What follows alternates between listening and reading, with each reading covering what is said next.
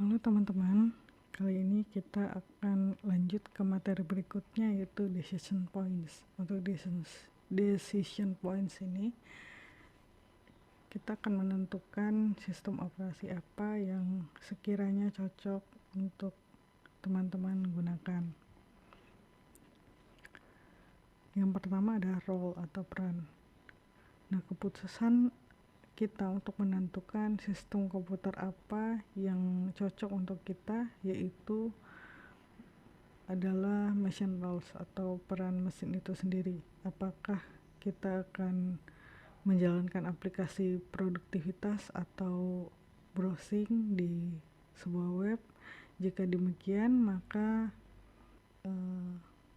sistem operasi berbasis desktop adalah yang terbaik. Tapi jika kita ingin sebuah mesin yang bisa kita akses dari jarak jauh dan oleh banyak pengguna, serta menyediakan layanan bagi pengguna secara jarak jauh, maka kita membutuhkan yang namanya server. Nah, server sendiri biasanya berada di dalam rak dengan berbagai keyboard dan monitor dan banyak komputer lain. Karena aksesnya hanya digunakan untuk konfigurasi dan pemecahan masalah atau decision, server umumnya berjalan seperti command line interface atau antarmuka berbasis perintah seperti yang ada di virtual mesin ini, yang membebaskan sumber daya untuk tujuan sebenarnya di komputer, serta menyajikan informasi kepada klien atau user pengguna yang mengakses dari jarak jauh. Sedangkan untuk sistem desktop sendiri itu menjalankan GUI atau antarmuka berbasis grafis untuk kemudahan bagi penggunanya. Seperti yang sudah dijelaskan sebelumnya, antarmuka berbasis grafis itu contohnya seperti aplikasi yang bisa kita klik tanpa harus mengetikkan baris perintah pada terminal. Kemudian fungsi. Selanjutnya kita menentukan fungsi mesinnya. Apakah ada perangkat lunak khusus yang perlu kita jalankan atau fungsi khusus yang harus dilakukan?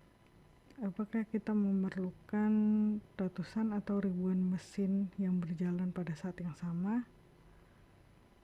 Dan keahlian kita sendiri untuk memanage atau mengelola komputer dan software itu sendiri.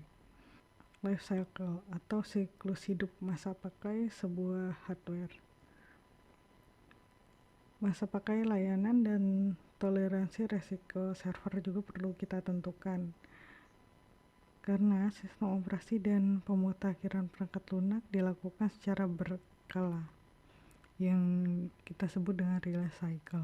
Vendor atau pemilik hanya mendukung versi perangkat lunak yang lebih lama untuk jangka waktu tertentu sebelum pemutakhiran dilakukan.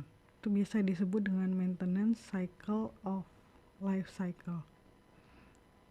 Dalam lingkup server perusahaan, siklus pemeliharaan ini dan juga rilis merupakan pertimbangan penting karena memerlukan banyak waktu dan biaya untuk melakukan pemutakhiran besar atau update besar. Sebaliknya, perangkat keras atau hardware itu sendiri seringkali diganti karena peningkatan kerja sepadan dengan biaya tambahan dan sumber daya yang terlibat, kadang jauh lebih mahal daripada hardware atau perangkat keras itu sendiri. Selanjutnya adalah stabilitas. Rilis software individual bisa dirincikan sebagai beta atau stabil, tergantung di mana mereka berada dalam siklus rilis.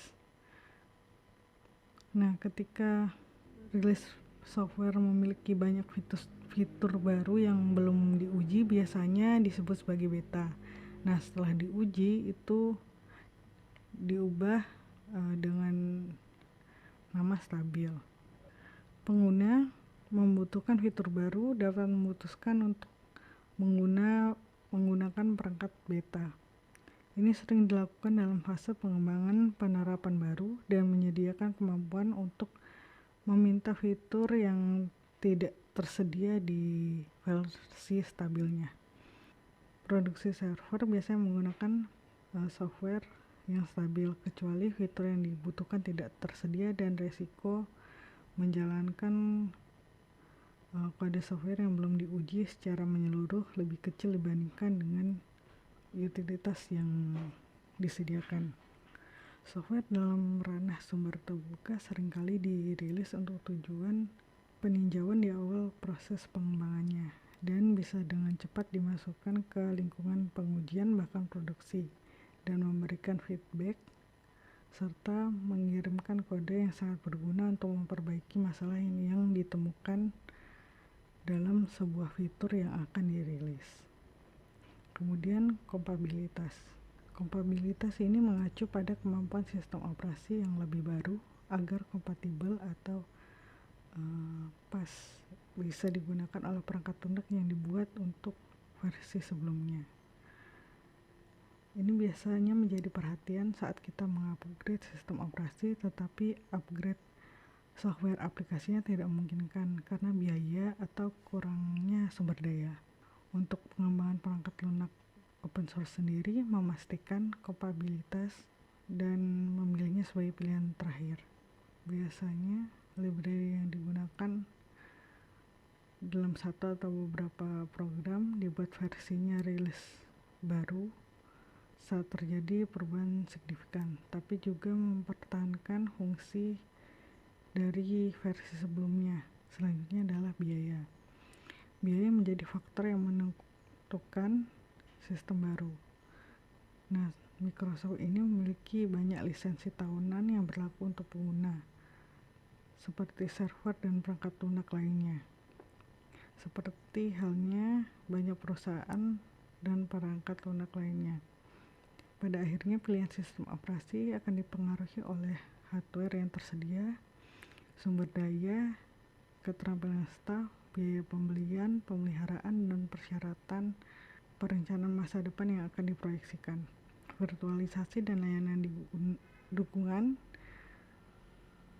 yang dialihdayakan dan membayar IT organization membayar hanya untuk apa yang digunakannya daripada membangun kapasitas lebih.